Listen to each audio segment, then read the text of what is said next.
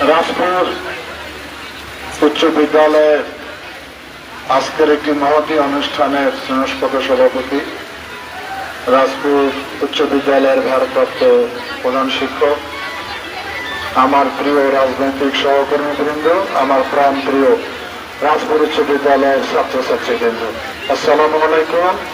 হিন্দু ভাইরা আদাব। আজকে ঠিক একটি বছর আগে তোমাদের কথা তোমাদের ভাবতে বলি। 2024 সালের 4 আগস্ট বাংলাদেশের কি অবস্থা ছিল? বাংলাদেশের তরুণ ছাত্ররা বুক পেতে দিয়েছিল গণতন্ত্রের পুনরুদ্ধারের জন্য। আজকে দিনও আমরা ভাবিনি যে আগামীকাল সরকারের পতন হবে 5 তারিখে। আজকে সেই দিন, যে দিনে আমাদের মুক্তিকামী বাংলাদেশের মানুষ বুক উঁচিয়ে বুলেটের সামনে দাঁড়িয়েছিল। আর একটি দানবীয় সরকার, একটি ফ্যাসিস্ট সরকার নির্বিচারে বাংলাদেশের ছাত্র জনতাকে গুলি করে হত্যা করেছে। একটা দেশের সরকারের দায়িত্ব হল জনগণের নিরাপত্তা দেওয়া।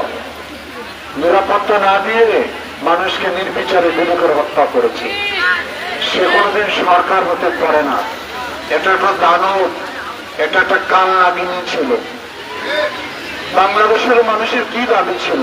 ছাত্রদের দাবি ছিল যে তারা কোঠা পরিবর্তন চায়, আর বাংলাদেশের মানুষের দাবি ছিল একটা নিরাপদ ভোটের ব্যবস্থা করা, যাতে জনগণ শান্তিপূর্ণভাবে ভোট কেন্দ্রে উপস্থিত হয়ে তার পছন্দ মতো মানুষকে নির্বাচিত করতে পারে। এটি একটি আমাদের মৌলিক দাবি ছিল, সেটি তারা মানতে পারে নাই।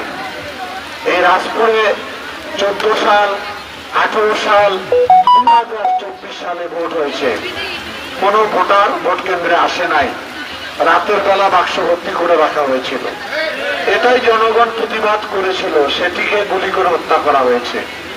আজকের এই বক্তব্যের শুরুতে সেই আমাদের বীর সেনানী রংপুরের সন্তান আবু সাহিদ সহ যারা অসংখ্য প্রাণ আমাদের মাঝ থেকে হারিয়ে গেছে, তাদের বিদায়ী আত্মার প্রতি গভীর শ্রদ্ধা জানাচ্ছি।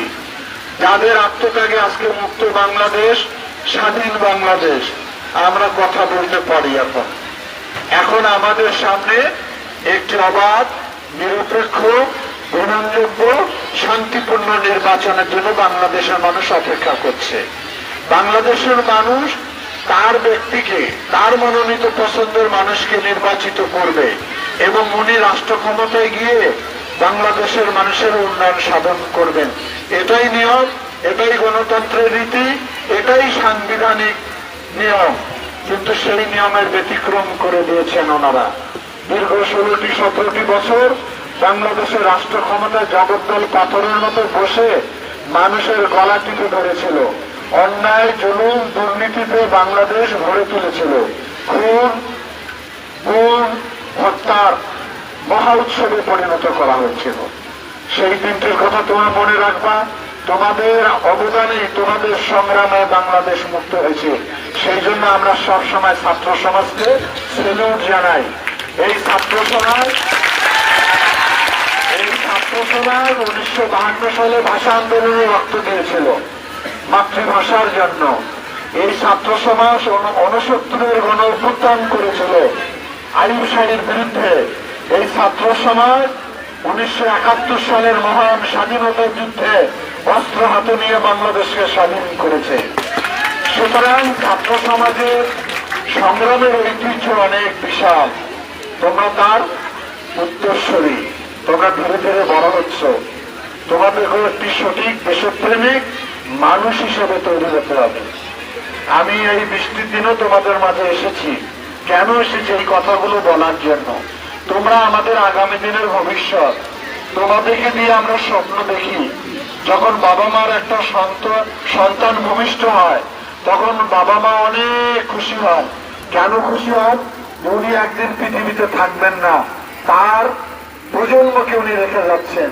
কেমন প্রজন্ম হবে? শিক্ষিত হবে, ভদ্র হবে, নম্র হবে, দেশপ্রেমিক হবে, সৎ হবে।